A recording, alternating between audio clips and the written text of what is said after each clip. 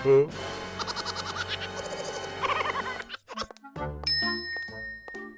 ته ودره چې د څه مسیج راغی.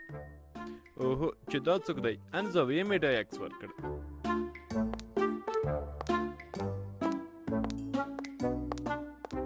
وی چې دا کوم اتل دی؟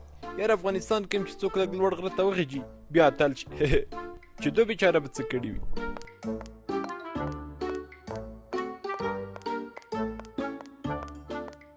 اوهو دا څلور لارې هم د ده په نامه سوی. حتما کوم وکیل مکیل څه بلا ده. که په لیاقت وای اوس به ټولې څلور لارې د قلندر په نامه وی.